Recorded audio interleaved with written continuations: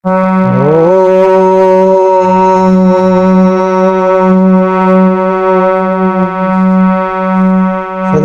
भगवान की जय।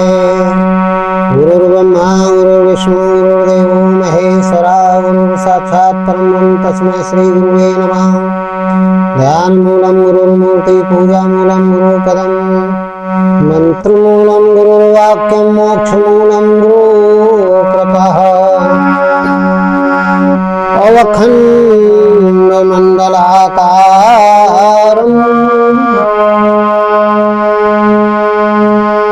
अवखंड मंडलाकारम्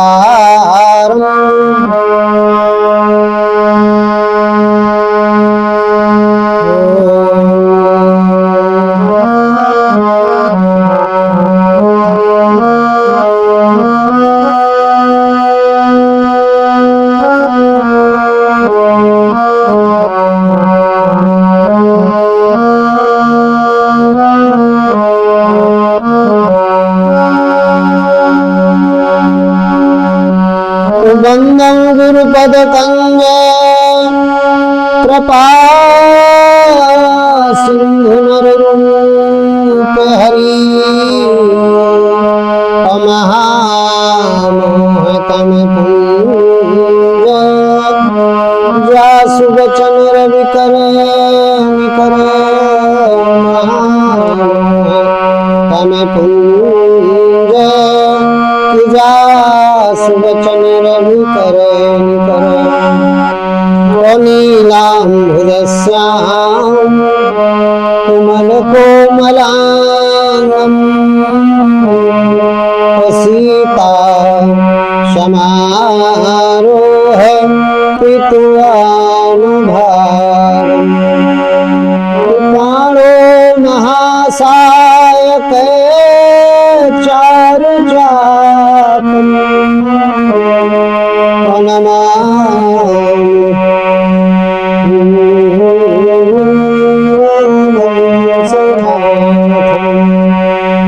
नमामि रामं रघुवंशनाथं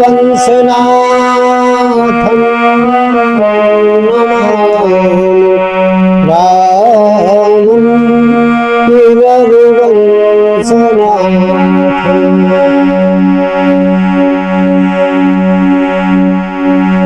बोलिए सद्गुरुदेव भगवान की जय।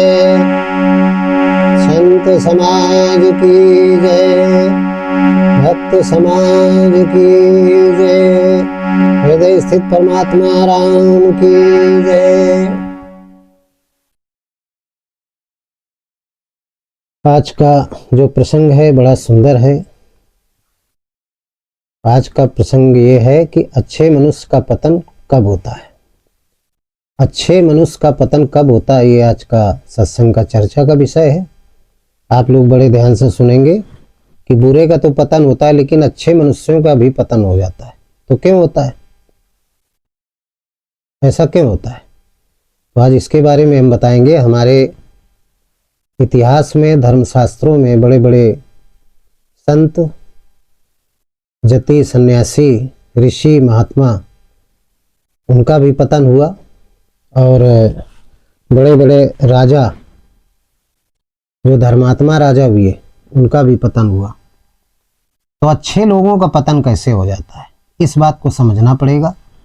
कोई ना कोई कारण है, उस कारण को समझना पड़ेगा कि अच्छे जो सज्जन पुरुष हैं, सन्यासी पुरुष हैं, संसार में उनका पतन हो जाता है। आज भी हो जाता है पतन। बहुत बड़े बड़े सन्यासी हैं, हमारे देश में हुए हैं और वर्तमान में अभी जिंदा भी हैं, लेकिन उनका पतन हो गया। आध्यात्मिक क्षेत्र में खूब नाम कमाया और खूब कीर्ति कमाई, यश कमाया, लेकिन आध्यात्मिक क्षेत्र में उनका पतन हो गया। लोग अब उनकी चर्चा नहीं करते हैं, उनका नाम नहीं लेते। बहुत सारे उनके नाम के पीछे बड़े विरोध हो रहे हैं। तो आखिरकार ऐसा क्यों होता है? अच्छे मनुष्य का पतन कब होता है, ये पतन कब होता है? ऐसा क्या करता है अच्छा मनुष्य जिससे उसका पतन हो जाता है? तो इसके बारे में बहुत हम अच्छे से बताएंगे और और धर्मशास्त्र को भी लेकर के दृष्टांत रूप में उदाहरण भी देंगे धर्मशास्त्रों का, और आध्यात्मिक दृष्टि से भी आप लोगों को हम बताएंगे। आप लोग अपनी चित्तवृत्ति को, अपनी मन की दृष्टि को हमारे सत्संग की तरफ मन सहित इंद्रियों का निरोध करके, संयमित करके आप तत्पर हो जाएं सुनने के लिए। तो मैं अपना सत्संग प्रारंभ कर रहा हूं। देखिए, हमारे भक्तिकालीन संत शिरोमण दो कवि हुए हैं। बहुत सारे संत शिरोमणि कवि हुए हैं, उनमें से दो कवियों का हम नाम लेंगे, दो संतों का नाम लेंगे। वो कवि भी थे, तत्वदर्शी सद्गुरु भी थे।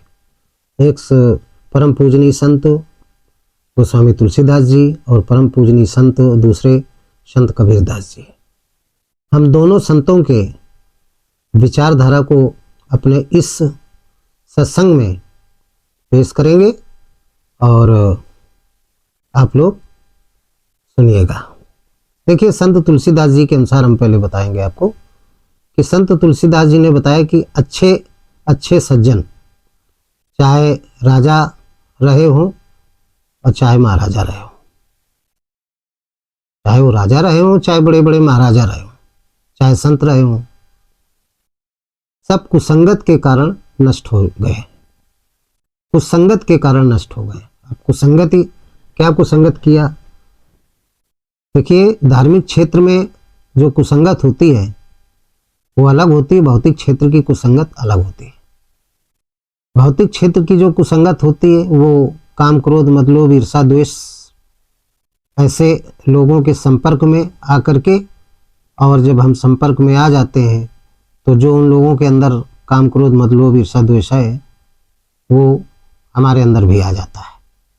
तो हमारे अंदर की जो जितने भी सद्गुण हैं वो नष्ट होने लगते हैं और जितने अवगुण हैं वो बढ़ने लगते हैं, तो व्यक्ति का पतन होने लगता है। और आध्यात्मिक क्षेत्र में जितने भी महापुरुष संत हुए हैं उनका पतन कैसे हुआ? उनका पतन हुआ कामनाओं के वशीभूत होने के कारण, आसक्ति के कारण, कामनाओं में आसक्ति के कारण, इसलिए उनका पतन हुआ। कामनाओं की आसक्ति, जैसे हमारे राघवेंद्र सरकार जी के गुरु विश्वामित्र जी थे, उन्होंने उस परम पिता परमात्मा के दिग्दर्शन के लिए कई बार तपस्याएं की, लेकिन उनका पतन हुआ।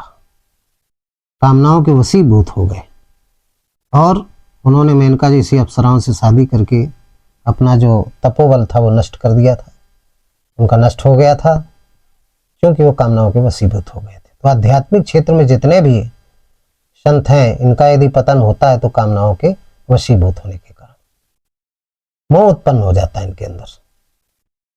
इसलिए ये इनका जो आध्यात्मिक क्षेत्र है वो कमजोर पड़ जाता है और फिर ये लोग, ऐसे लोग समाज के आलोचक बन जाते हैं, समाज इनकी आलोचना करते हैं और धीरे धीरे करके उनका जो साम्राज्य है आध्यात्मिक क्षेत्र का वो कमजोर पड़ने लगता है।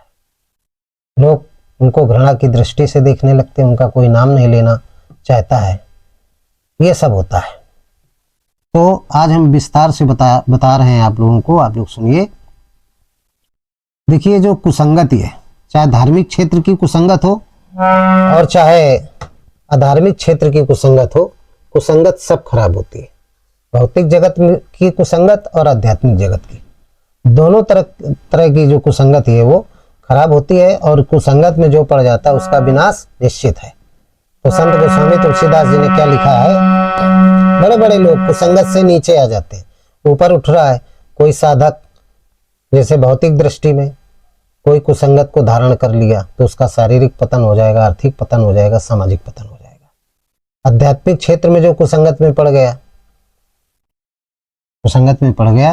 तो फिर उसका आध्यात्मिक क्षेत्र नष्ट हो जाता है। आध्यात्मिक क्षेत्र का क्या है कि ऊपर चढ़ रहा है साधना के क्षेत्र में, बैखरी मध्यमा पश्यंती परा, और आगे बढ़ता चला जा रहा है। यदि कुसंगत आ गई जिस क्षेत्र में तो फिर वो नीचे आ जाता है, यानी परा तक पहुंचने के बावजूद यदि कुसंगत में है, आ गया, तो फिर वो बैखरी में आ जाएगा, भजन की प्रारंभिक स्थिति में आ जाएगी।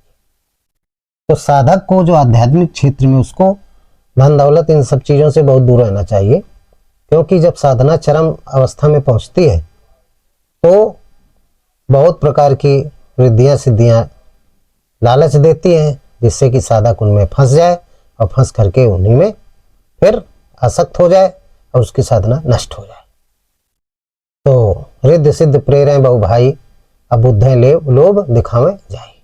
तो स्वामी जी ने लिखा है, चरम अवस्था पे जब साधना पहुंचती है तो तमाम रिद्धियां सिद्धियां आती हैं, तमाम प्रकार के कामनाएं आती हैं, आसक्तियां शरीर धारण करके आ जाती है और उसकी तपस्या को भंग करने का प्रयास करने लगती है और वो नष्ट हो जाता है। तो गोस्वामी जी ने लिखा है इसी में, अपने रामचरितमानस में चौपाई लिखा है कुसंगत के बारे में कि को ना कुसंगति पाए न साई, रहे न नीच मते चतुराई। को ना कुसंगति पाई न साई, रहे न नीच मते चतुराई, रहे न नीच मते चतुराई। को न कुसंगति पाए न साई, रहे न नीच मते चतुराई। कुसंगत में आदमी ऊंचा से नीचा हो जाता है, साधना उसकी उन्नति अवस्था में है तो वह उन्नत अवस्था में आ जाती है। ये कुसंगत का प्रभाव होता है। बड़े बड़े विद्यार्थी कुसंगत में पड़ जाते हैं, विद्या उनकी नष्ट हो जाती है। बड़े बड़े धार्मिक कुसंगत में पड़ गए, उनका धर्म नष्ट हो जाता है।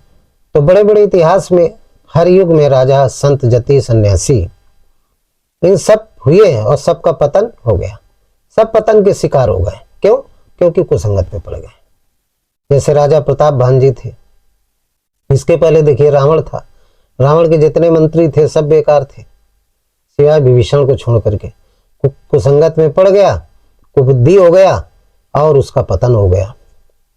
महाराज दशरथ बड़े धर्मात्मा थे, लेकिन उनकी जो पत्नी कैकेयी थी वो मंथरा रूपी कुसंगत में पड़ गई। मंथरा क्या थी? कुसंगत थी, तो कुविचार वाली थी, इसलिए उसका नाम कुबरी था। हमेशा ही कुविचार बोलती थी। तो महारानी पड़ी कुसंगत में, वो कुसंगत मंथरा से कैकेयी के आ गई स्मृति में और कैकेयी की संगत किया। जब कैकेयी हो गई कुसंगत रूपी, महाराज ने संगत किया तो महाराज भी हो गए। यानी कुल मिलाकर के उनको निर्णय लेना पड़ा जो कैकेयी चाहती थी। तो बड़ा दुख का पहाड़ टूटा अयोध्या में, ये सब कुसंगत के कारण हुआ। तो कहने का मतलब है कि बड़े बड़े राजा, संत, जति, सन्यासी जितने भी हैं ये सब पतन के शिकार हुए। क्यों? क्योंकि कुसंगत पड़े। जैसे राजा प्रताप भान थे, बालकांड में है, सब लोग रामचरितमानस पढ़ते हैं। बड़ा धर्मात्मा राजा था, उसका भाई अरिमर्दन था, उसका एक मंत्री धर्मरुचि था, बड़े धार्मिक टाइप के थे तीनों, लेकिन कुसंगत पड़ने के कारण उनका सारा जितना राज था सब नष्ट हो गया था। श्राप भी विप्रों का मिला था। ये कथा आज हम सुनाएंगे आप लोगों को मानस के अनुसार। तो राजा प्रताप भान, ऋषि विश्वामित्र, कैकेयी, राजा दशरथ की पत्नी कैकेयी, यह भी कुसंगत से अपयश को प्राप्त हुई थी। विश्वामित्र जी भी कुसंगत में पड़ गए थे मेनका की, तो इनका भी जो तपोबल था वो भी नष्ट हो गया था। और राजा प्रताप भान ये सम्राट चक्रवर्ती राजा थे और ये भी कुसंगत में पड़ गए थे, तो इनकी बड़ी बुरी दशा हुई थी, राक्षस होने का श्राप मिल गया था। इनकी आज हम कथा सुनाने जा रहे हैं, आप लोग सुनिएगा। देखिए मानस में दिया है कि बड़े बड़े धर्मात्मा राजा हमारे देश में भी हैं और कुसंगत में पड़ जाने के कारण उनका पतन हो गया। पतन हो गया, इतना पतन हो गया कि वो अधोगति में चले गए, यानी उनको राक्षस बनना पड़ा कुसंगत के कारण। तो ऐसे ही राजा प्रतापभान थे। अनाथ काल की बात है, बहुत पहले की, त्रेता के पहले की बात थी, यानी सतयुग उसके भी पहले, अनाथ काल मान लिए, अनाथ काल की बात थी। रामचरितमानस में दिया गया है प्रसंग कि राजा प्रतापभान थे, बड़े अच्छे से राजा राजकाज करते थे। उनका भाई अरिमर्दन था, उनका मंत्री धर्मरुच था। एक बार राजा प्रतापभान जी शिकार खेलने गए जंगल में। राजाओं का स्वभाव था, पहले शिकार खेलने जाया करते थे। जैसे राजा दशरथ भी गए थे शिकार खेलने, तो उन्होंने श्रवण कुमार के पुत्र, जो अंधी अंधा का पुत्र था श्रवण कुमार, माता पिता का भक्त था, उसके बाण मार दिया था मृग के धोखे में, उनको श्राप मिल गया था। इसी तरीके से ये जो राजा प्रतापभान थे, ये जंगल में गए शिकार खेलने, और शिकार खेलने गए तो उनको एक सुअर दिखाई पड़ा। सुअर दिखाई पड़ा और वो मायावी सुअर था वो राक्षस, लेकिन बन गया था सुअर। और उस सुअर का शिकार करने के लिए उसके पीछे पीछे घोड़ा दौड़ाते हुए घोड़ा में बैठे थे, लेकिन कहीं इधर जाए कहीं उधर जाए, कहीं दिखे कहीं छिप जाए, कहीं छोटा दिखे कहीं बड़ा दिखे। इस तरीके से वो राजा को घनघोर जंगल में ले गया। बहुत राजा को दौड़ना पड़ा। दोपहर का समय था, गर्मी का सीजन था। राजा मारे प्यास के, राजा और राजा का घोड़ा दोनों बहुत प्यास से व्याकुल हो रहे थे। इतने ज़्यादा व्याकुल हुए कि शिकार तो उन्होंने मारना बंद कर दिया। वो इच्छा, अब वो पानी की तलाश में घूमने लगे। घोड़ा को कहीं इधर ले जाएं कहीं उधर ले जाएं। काफ़ी आगे चलते चलते जंगल में रास्ता भी भटक गए, तो उनको एक कुटिया दिखाई पड़ी। कुटिया जब दिखाई पड़ी और कुटिया को देख करके राजा के मन में थोड़ा सा संतोष हुआ। गोस्वामी जी लिखते हैं कि बड़ा त्रसित है प्यास से राजा, बहुत व्याकुल है। ऐसा लग रहा था कि वो अचेत होकर के गिर जाएगा, बेहोश होकर के गिर जाएगा, क्योंकि पानी नहीं मिल रहा था। तो उसको मानस में बताया है कि खेद खिन्ने क्षुधिते त्रसिते राजा बाजी समेत अखोजते व्याकुल सरिते सरे कि जले बिनु भयऊ अचेत। खोजत व्याकुल सरित सरे कि जले बिनु भयऊ अचेत। अखेद खिन्ने क्षुधिते त्रसिते कि राजा बाजी समेत। राजा प्यासा भी था, भूखा भी था, क्षुधित त्रसित, प्यासा भी था और भूखा भी था, तो बड़ा व्याकुल था। एक कुटिया दिखाई पड़ी जंगल में, तो बड़ा प्रसन्न हुआ मन ही मन। अब बोला यहाँ कुटिया है, कुटिया में कोई रहता होगा तो पानी अवश्य मिलेगा। तो कुटिया की तरफ गया और जा करके घोड़े से उतर करके घोड़े को बांध दिया और कुटिया के नजदीक पहुंचा तो उसे एक सन्यासी दिखाई पड़ा, एक महात्मा दिखाई पड़ा। राजा ने उस महात्मा को प्रणाम किया। महात्मा ने कहा प्रसन्न रहो। महात्मा ने फिर पूछा कि आप कौन हैं? लगते तो हैं आप राजा, राजाओं जैसा आपका पोशाक है, आपकी रहन सहनी लग रही राजाओं जैसी। आप कौन है? इस घनघोर जंगल में अकेले कैसे घूम रहे हैं? तो राजा और नजदीक पहुंच गया। बोले आप घबराइए नहीं। महात्मा ने कहा आप हमारे पास आइए। जब राजा नजदीक पहुंच गया बिल्कुल, तो राजा की तरफ एक टक देखा और देख करके वो पहचान गया कि ये तो प्रतापभान राजा है। इसी राजा ने हमारे राज्य को छीना, मुझे पराजित किया। क्योंकि ये जो महात्मा था ये एक राजा था, और इस राजा का प्रतापवान जो ये राजा आया था शिकार खेलने, इन्होंने इसको जीत करके इसके राज को अपने राज्य में मिला लिया था।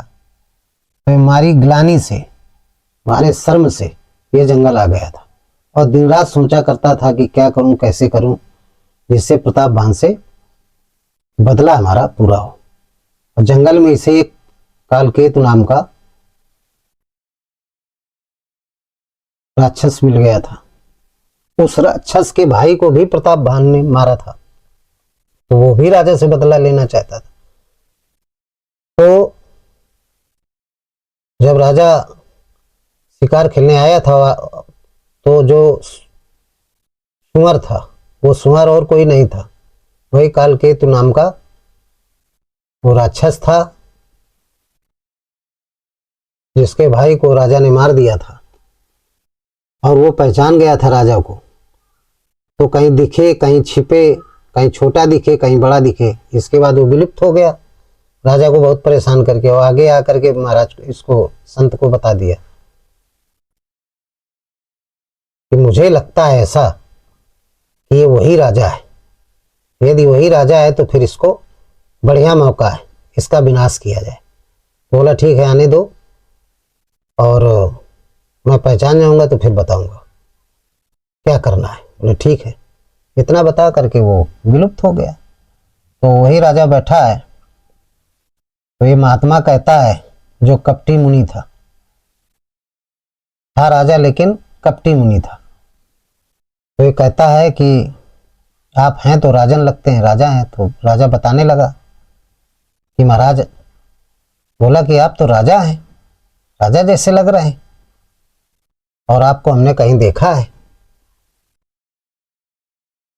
तो बोला कि आप नरेश हैं, चक्रवर्ती नरेश हैं। आपके मुखार बिंदु में, आपके मस्तक के ललाट में ऐसा तेज है कि आप चक्रवर्ती राजा हैं। राजा ने जब मुनि की बात सुना तो बड़ा प्रसन्न हुआ कि ये तो बड़े पहुंचे हुए महात्मा हैं, सब कुछ बता रहे हैं, सब कुछ बता रहे हैं, बिना पूछे बता रहे हैं। तो बोला संत जी मैं बता रहा हूं, आप, मैं अपना परिचय बता रहा हूं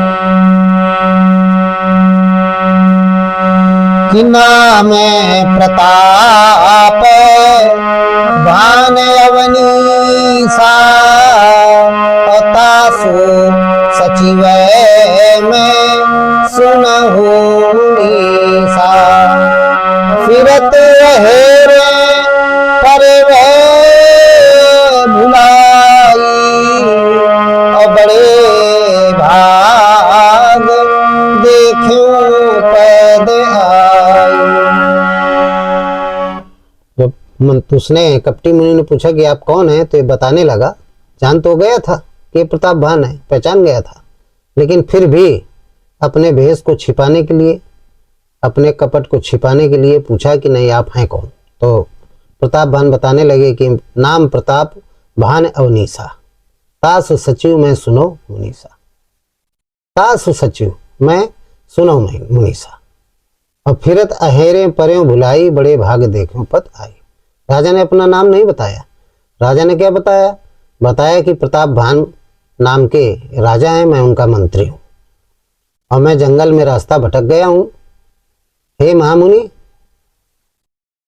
फिरत अहेरे पर्यों भुलाई, आखेट करने आया था, शिकार करने आया था, लेकिन मैं रास्ता भटक गया और मैं आ गया। तो मुनि ने कहा कि नहीं, जो आप बोल रहे हैं ये सत्य नहीं है। आप राजा प्रतापवान के मंत्री नहीं है, आप स्वयं राजा प्रतापवान हैं। जैसे कहा। अब बोले आप हमसे कपट कर रहे हैं, मैं सब कुछ जानता हूं, तीनों कालों का मुझे ज्ञान है। आप प्रतापवान हैं, और आपका छोटा भाई अरिमर्दन है, आपका जो सचिव है उसका नाम धर्मरुचि है, चक्रवर्ती नरेश हैं आप। जैसे उसने इतना कहा तो राजा चरणों में गिर गया। अरे बोला मुनिवर मुझे क्षमा करिए, मैंने झूठ बोला राज मर्यादा को रखने के लिए। बोला कोई बात नहीं। राजा को अपना बोला कि परिचय नहीं देना चाहिए पूरा, इसलिए महाराज मैंने अपना पूरा परिचय नहीं दिया। ये राजनीति कहती है, मेरा कोई अपराध नहीं। बोला ठीक है राजन, हम आप पे नाराज नहीं हैं। अब बताइए कि आपका यहाँ आने का मतलब क्या अभिप्राय है। तो राजा ने कहा कि हे मुनि, आप सब कुछ जानते हैं, फिर भी आप मुझसे पूछ रहे हैं। बोले मैं जानता तो सब कुछ हूं, तुमको बहुत प्यास लगी है, तुम्हारा घोड़ा भी बहुत प्यासा है, भूखे भी हो। बोले हाँ महाराज यही बात है।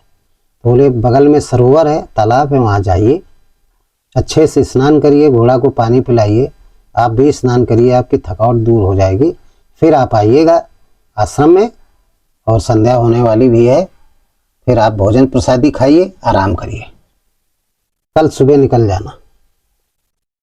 बोला महाराज हमें तो जाना अभी था। बोले अब रात हो गई, रात में कहाँ जाएंगे, कल मैं अपने योग बल से आपको आपके नगर में पहुंचा दूंगा, मेरे में इतनी ताकत है। राजा बोला ठीक है महाराज। इस तरीके से राजा चला गया सरोवर में। गोस्वामी जी लिखते हैं कि जब होनहार कोई होनी होती है, होनी होने को होती है, तो वैसे ही बुद्धि मिल जाती है, वैसे ही सहायक भी मिल जाते हैं। लिखते हैं कि तुलसी जैसी भवतव्यता और तैसी मिलई सहाय,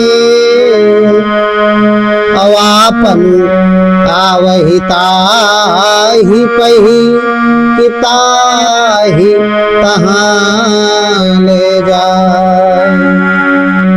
कियापन आवहि ताहि पही ताहि तहाँ ले जाए। तुलसी जैसी तव भयता कि तैसी मिले सहाय। गोस्वामी जी ने बड़ी अच्छी चौपाई लिखी कि तुलसी जैसी भवतव्यता तैसी मिले सहाय, आपनु आवई ताई पई ताई तहाँ ले जाए। गोस्वामी जी लिखते हैं कि जब कोई होनहार होने की बात होती है, कोई होने की बात होती है, होनी जब कोई होने वाली होती है, कोई घटना जीवन में घटने वाली होती है, तो वैसे ही सहायक मिल जाते हैं, मदद करने वाले भी मिल जाते हैं, वैसे ही रास्ता बन जाता है। यह तो आप जहाँ पे घटना घटनी होती है कि घटना ये वहाँ घटेगी, तो यह तो आप वो व्यक्ति वहाँ पहुँच जाता है, उस विपत्ति के पास पहुँच जाता है, या फिर वो विपत्ति उसके घर में आ जाती है। यानी घटना निश्चित रूप से घटती है, होनी हो के रहती है, ये गोस्वामी जी ने कहा। वही राजा के साथ हुआ। राजा का पतन होना था तो राजा वहीं विपत्ति के पास पहुंच गया, चूंकि घटना घटनी थी, तो वैसे ही सहायक मिल जाता है, कपटी मुनि मिल गया, और उसने अपनी योजना बनाई, योजना के तहत उसने सारे काम किए। अब राजा गया नहाने, इधर क्या किया कपटी मुनि ने, जब राजा उधर गया तो वो जो राक्षस था कालनेमी नाम का, तो वो कालनेमी नाम का जो राक्षस था वो आ गया, और आ करके दोनों बैठ करके साठगांठ बनाया। बोले ऐसा करिए कि राजा जब सो जाए, वो कपटी मुनि बोला उस राक्षस से, क्योंकि उसका वो दोस्त था, मित्र था, बोला अब हमारे आपके प्रतिशोध का समय आ गया। राक्षस बोला इसको मार दें। बोला नहीं मारना नहीं, मार दोगे तो ये अकेले मर जाएगा, लेकिन इसका भाई बहुत वीर है, हरिमर्दन धर्मरुचि मंत्री भी है, और भी बहुत है, तो इसको मारना नहीं, मेरे पास युक्ति है, मैं बताऊंगा, वो जैसा जैसा मैं बताता जाऊं वैसा वैसा तुम्हें काम करना। राजा का भी हम स्वागत सत्कार करेंगे, सो जाएगा तो इसके घोड़े को समेत, राजा को और राजा के घोड़े समेत इसको उठा करके अपनी माया से और नगर में पहुंचा देना, बस इतना काम करना है। बोला ठीक। तो बोला जाओ तुम। तो आश्रम से चला गया, दूर चला गया, छिप गया। अब राजा नहा धो के आया, घोड़े को पानी नहीं पिला करके बड़ा प्रसन्न हुआ, थकावट काफी दूर हुई।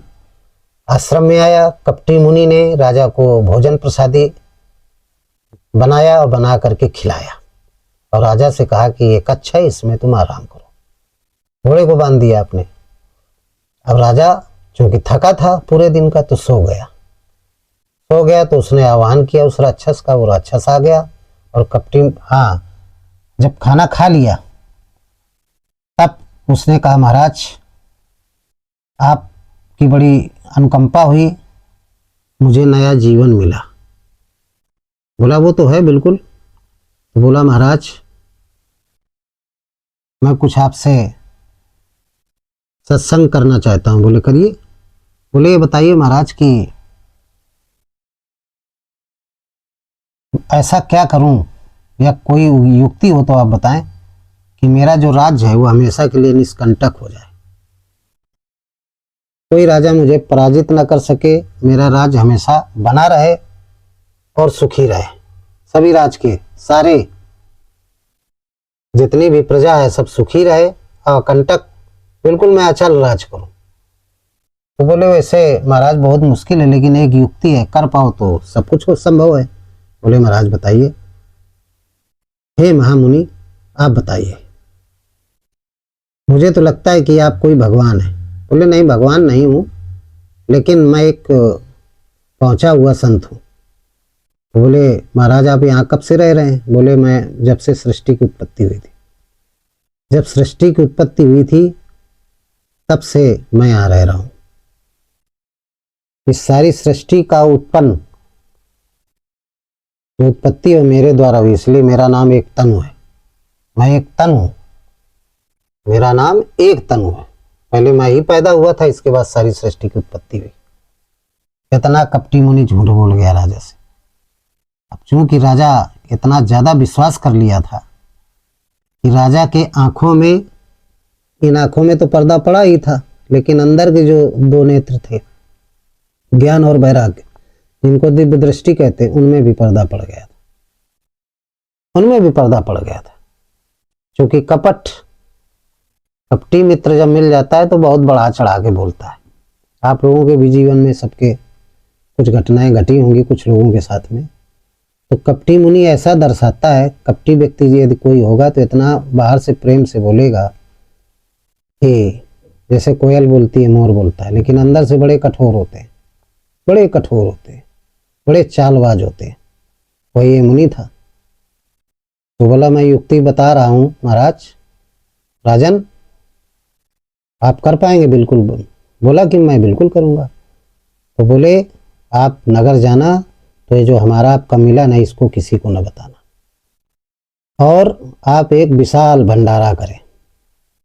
उस भंडारे में सारे ब्राह्मणों को निमंत्रण दें, ब्राह्मणों को भोजन कराएं, और ब्राह्मणों के आशीर्वाद से आप अचल राज्य करेंगे और आप चिरंजीव हो जाएंगे, अमरत्व का वरदान आपको मिल जाएगा।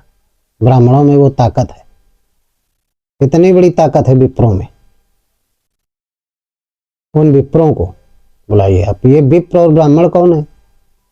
देखिए विप्र कहते हैं ऋषि महात्मा जो होते हैं, विप्र उन्होंने भौतिक जीवन को, शरीर तो यही स्थूल है लेकिन इसमें सब आध्यात्मिक जितने भी संस्कार हैं सब भर लेते हैं। जितने सद्गुण हैं जिनके अंदर हो, दुर्गुण निकल जाए, वो विप्र हो गए। ब्राह्मण का मतलब ब्रह्म का चिंतन करने वाले, जितने भी सज्जन पुरुष हैं वो सब ब्राह्मण हैं। तो इस तरीके के जितने भी मनुष्य थे, ऋषि महात्मा सज्जन पुरुष, बोले सबको निमंत्रण देना है।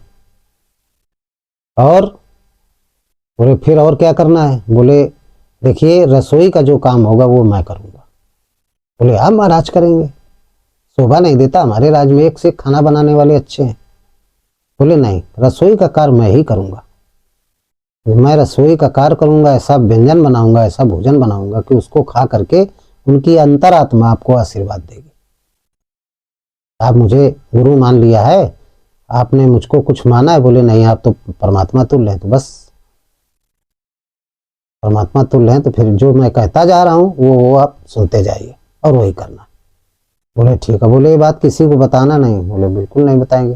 राजा बोला, और मुनि, कपटी मुनि कहने लगा आप जाइए, आप विश्राम करिए।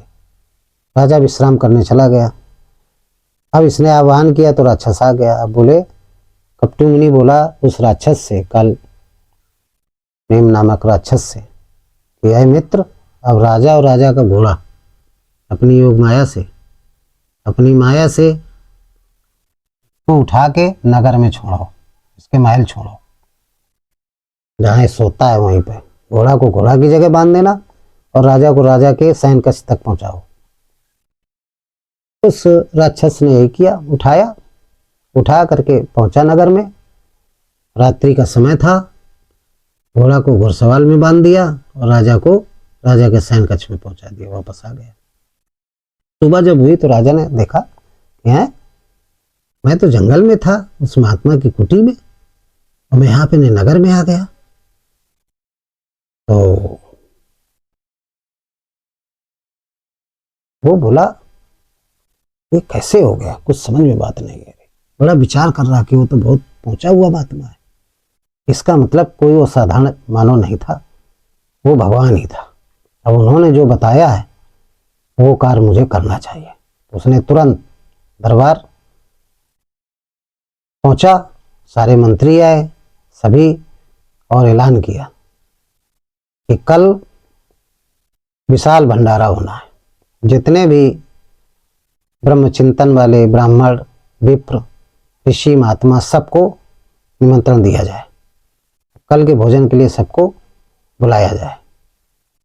तो गए सब मंत्री, घोड़ों पर सवार होकर के सभी सज्जन पुरुषों को निमंत्रण दिया।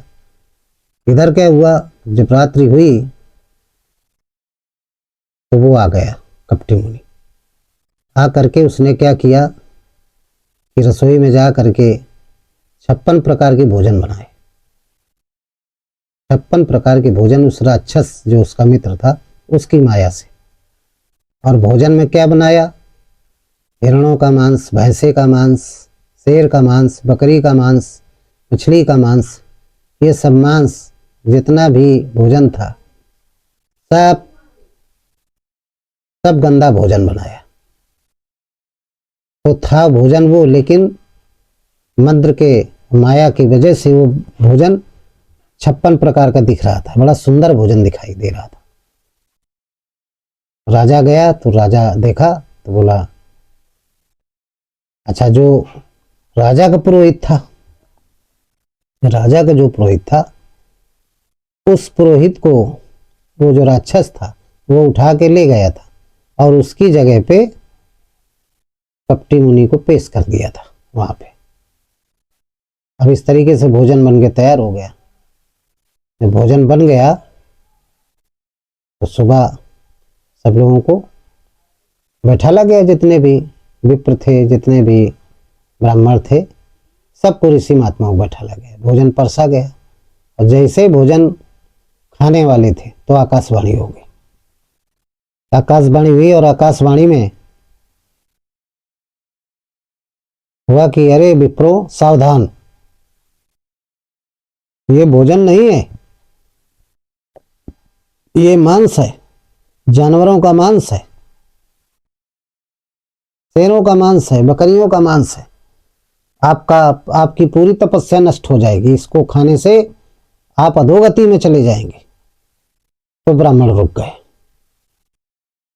तुरंत रुक गए और उसी समय वो माया हट गई। तो वाकई में वो सब भैंसे का मांस, बकरे का मांस, विभिन्न प्रकार के पशु पक्षियों का मांस, तो सारे जितने भी विप्र और ब्राह्मण थे सबने लिया कमंडल से पानी और राजा को श्राप देने लगे। कोप कर लिया, क्रोधित हो गए और क्रोधित होकर के क्या बोले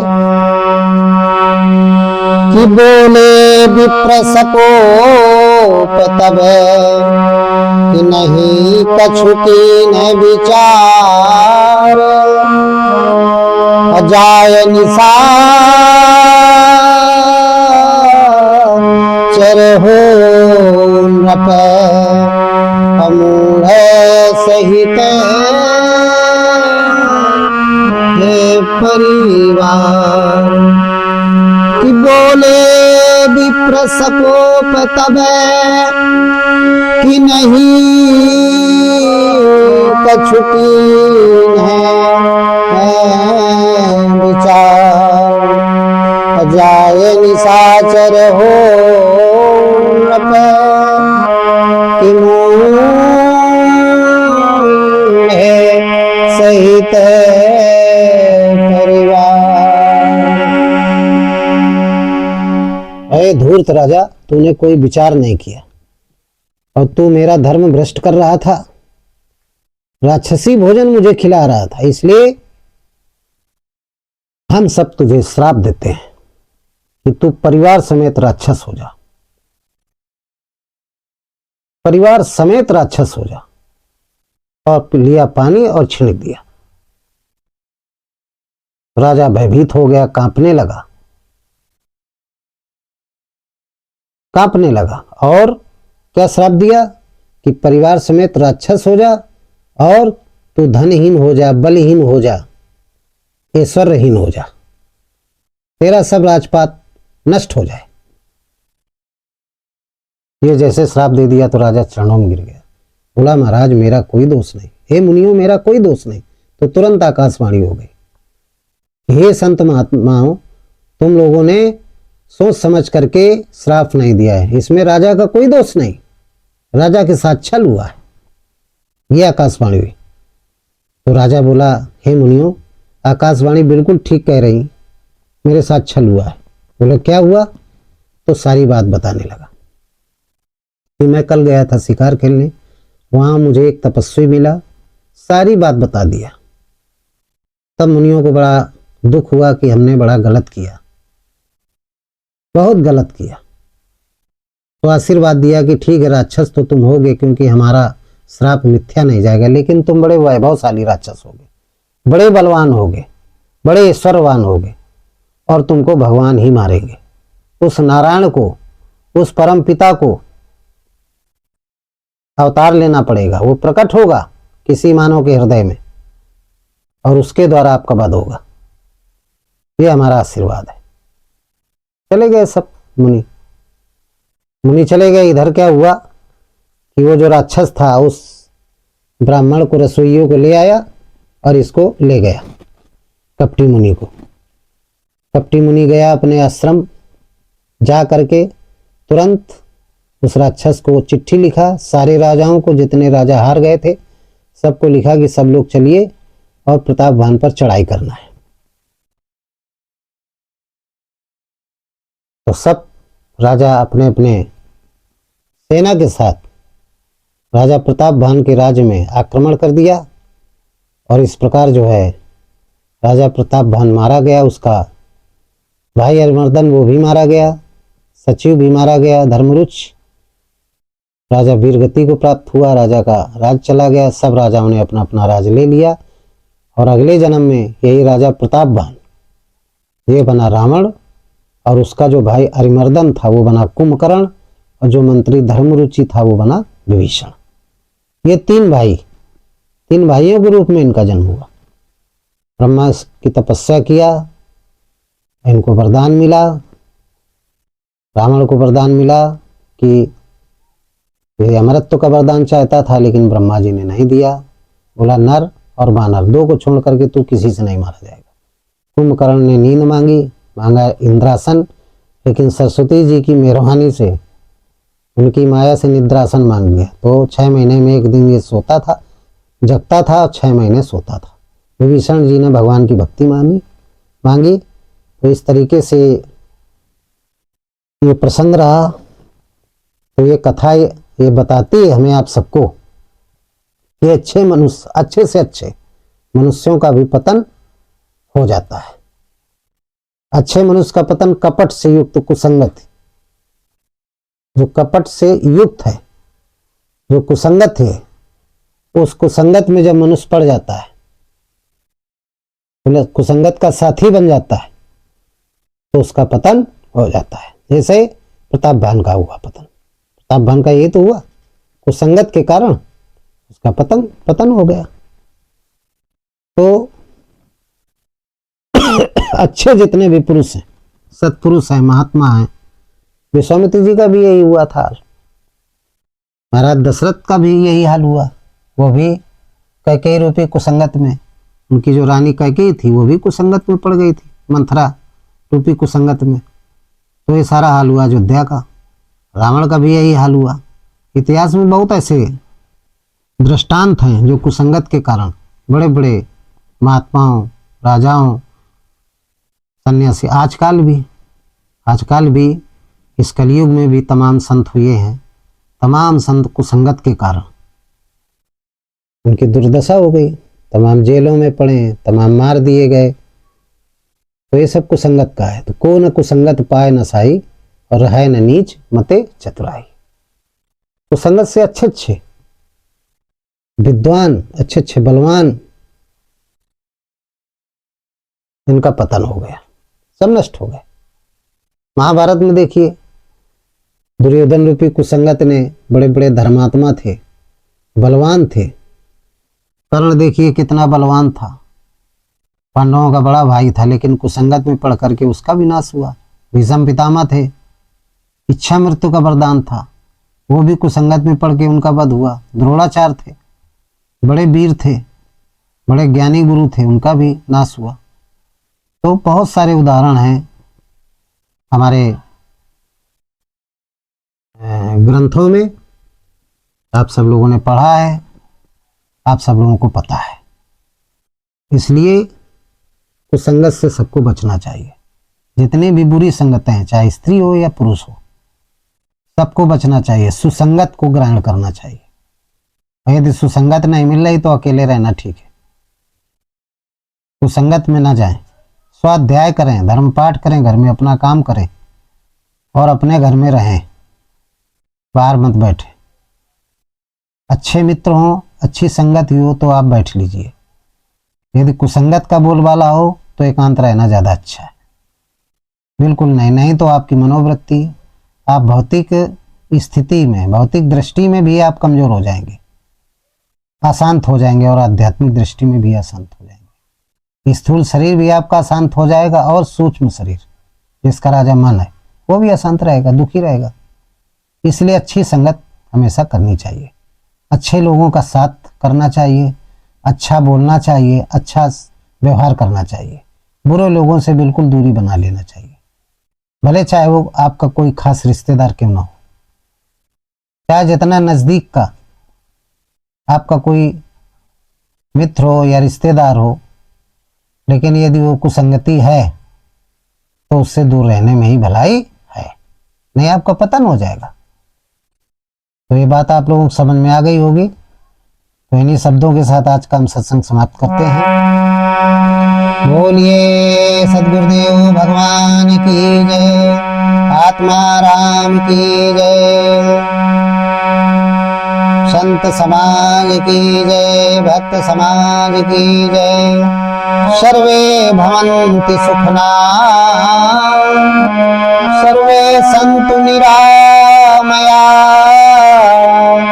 सर्वे भद्राणि पश्यन्तु मा कश्चित् दुःखेन